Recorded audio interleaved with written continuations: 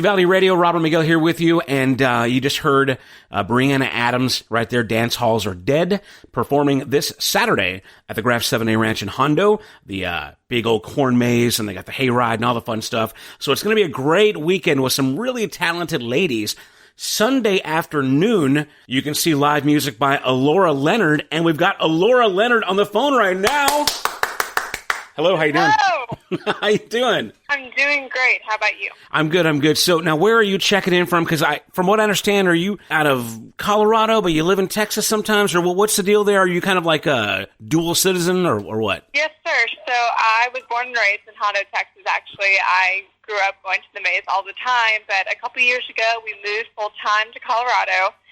And we love it up there, but I think we probably got a little bit tired of the snow, and so we have a part-time place in Texas. It's right over in Fredericksburg. So winter Texan, that's what you are, huh? Nice. Yes, sir. All right, very cool. So tell me, I've actually never spent any extended time in Colorado. What's the biggest difference between obviously being born and raised a Texas girl and then moving to Colorado? Was there a big old culture shock, or did you kind of fit right in? I mean, a little bit. I think people in Colorado are high. I'm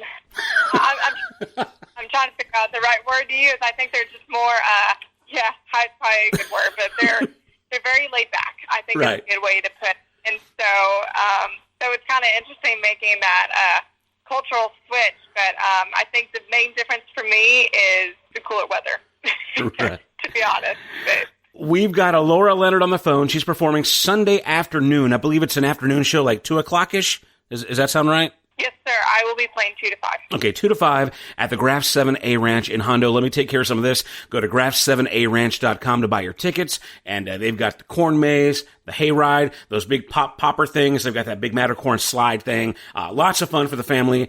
There's still a pumpkin patch out there, like a flower patch, all kinds of good stuff. So you're back in Hondo right now, or where are you checking in from this moment? So right now I'm checking in from Willow City. Well, man, we're really excited to talk to you. Now, you are kind of a rising star in country music, an up-and-coming artist. From what I understand, you've just released your debut EP, is that right? That is correct.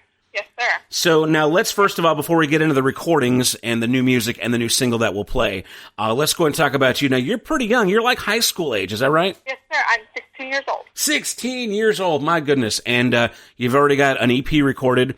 So obviously you started young. When did you get bit by the music bug? Well, I mean, so our family, we love listening to music. It's just kind of a part of us. But I actually have a family member who was a Nashville singer-songwriter. His name is Royce Porter, and unfortunately he passed away a couple years ago, but he was fortunate enough to have some really amazing, awesome hits with George Strait, Keith Whitley, Reba McEntire. So I think I probably got the music bug from growing up listening to some of his songs, to be honest. Wow, very cool. Now, how about mom and dad? Are they directly like musicians, or what was it like around the house? Were the guitars sitting around all over and pianos, and or did you just get into the music because you had a high-profile songwriter in the family, which has kind of brought music to your radar? Well, my parents, they're not musicians by any means, but they are definitely music lovers. So, I mean, I grew up listening to music all the time. But, I got started, doing rodeos, and I would sing the national anthem at rodeos. And so, honestly, I think I just got the music bug just because I love music and I love to listen to it. And it was just a God-given gift, I guess you could say. Now I've been on your website. I know you can play the guitar. You're a fabulous singer. Now, you're a kid. You're doing the rodeo. You get asked to sing at the national anthem in a rodeo. And a lot of country singers seem like they start that way, which is kind of interesting. But obviously, there's a big difference between being a recording artist and a local gal that sings the national anthem, at the rodeo. So how did you make that transition to actually, write your songs, get them recorded, and what was that process like? Yeah, I started writing songs when I was about 12 years old, but I didn't start seriously writing until I would say my freshman year. And so last year, we decided to move to Nashville part-time, and it was a really great opportunity. I made several really great connections and got to write some songs with some amazing songwriters. And so this past summer, I went there and I recorded my EP, which was really great. But it's so interesting going there and learning the difference, between just your good old local cover artist and your recording artist. It was really interesting getting to find the difference between those two things. Now, who is it that you hooked up with? Probably because every artist that's kind of come to your level has, like a nucleus or at least a support system that kind of pushes you along within the industry. Who has been the most instrumental, in developing your career outside of your parents? Besides my parents, so both my producers on the EP, JT Hodges and Casey Walsner, they've been super great. They're like family to me at this point. And so I got to write songs with JT, and he's really awesome. He's kind of like a second dad, I guess you could say. And so he's really good at pushing me to get out of my comfort zone and do all that. And Casey is just kind of a super easygoing guy, and he just kind of keeps me down to earth. And so those two guys for sure have been really great mentors for me. Now, as an adult who has daughters, and I've got adult daughters, I know, and I don't think this is offensive by me even saying this, that you as a 16-year-old young lady, you're not even fully developed into who you are yet, as a full adult person. Do you feel like, or did your parents have any concern with the business changing you or kind of tweaking you, into a certain model of performer, or was it all just very natural? The people you work with just said, hey, you know what? You're good as is. Here's some new clothes. Here's a recording. Or did it feel like at any point, and I hate to use even these words, did you ever feel like they were making you try to sell out in any way? Sure. That's completely understandable.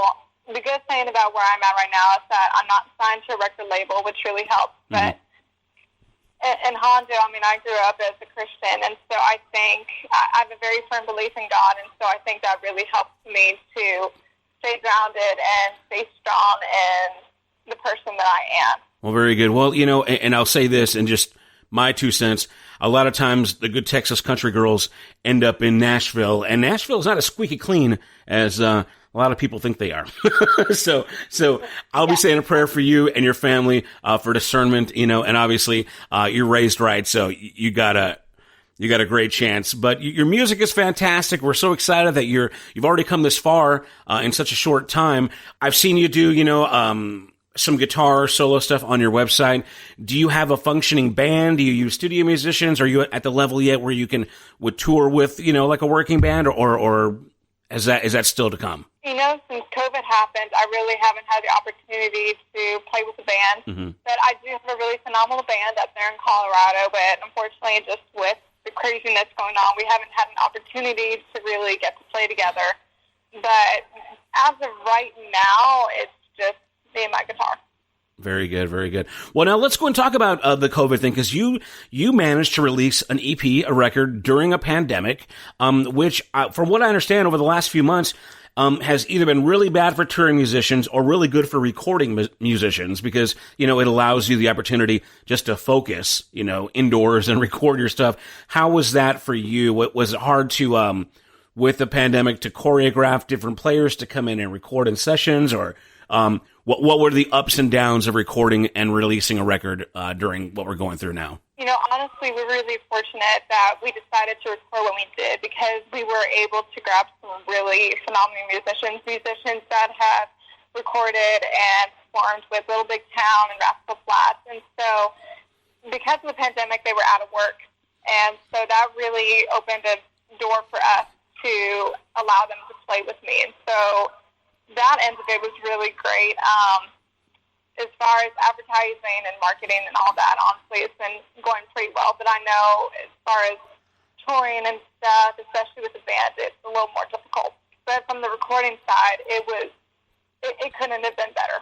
Well, that's fantastic. Again, we're talking to Allora Leonard. She's performing Sunday afternoon, 2 o'clock at the Graff 7A Ranch in Hondo in their wonderful dance barn. So get ready to get on out there, get some delicious food, enjoy some music, all the family fun, and it's going to be a good time. Oh, cold beers as well, too. But, Allora, you've got the new EP. It's like, 6 tracks? Yes, sir. It's 6 tracks. And let's talk about the recording itself. Where exactly did you get these songs? When did it come out? Oh, yeah, what's it called? Is it the title track, the same as your single? Yes, sir, it is. So give us details all about the EP and if it's available, just digitally or if you can get a disc or anything like that.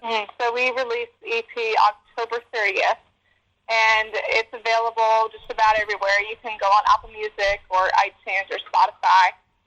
I would honestly suggest you go to my website and go check it out from there, AlloraLeonardMusic.com. And so you can just try and go listening to it about everywhere.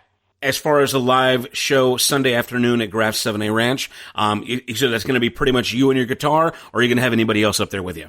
It'll just be me and my guitar. And what can we expect when we go see you? Obviously, you're going to play tracks off the EP. You're going to do any cover songs? What's the Allora Leonard live experience like? Well, I'll probably be playing lots of different types of songs. You'll probably hear some good old Patsy Cline songs and some songs from the 80s and 90s and also some modern songs as well.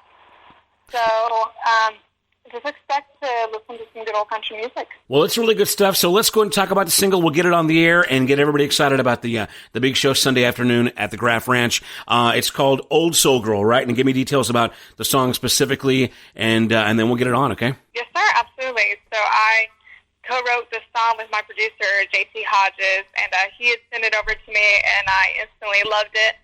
I'm definitely an old soul girl, so we thought this song would be a great way to introduce myself to the world and just really explain the kind of person that I am. Well, again, we've been talking to Allora Leonard here. You can see her Sunday afternoon at the Graff 7A Ranch in Hondo. Go to graff7aranch.com to get your tickets, and go to AloraLeonardMusic.com. Is that right? Yes, sir, that is correct. So find her on all the, the Spotify and the Pandora and all the places where you download music, all that good stuff. But right now, let's play the song Old Soul Girl, and we will see you Sunday afternoon. Thank you so much, Laura. We appreciate your time, okay? Yes, thank you so much. We'll see you on Sunday. All right, this is Uvalde Radio. Like the dust in the north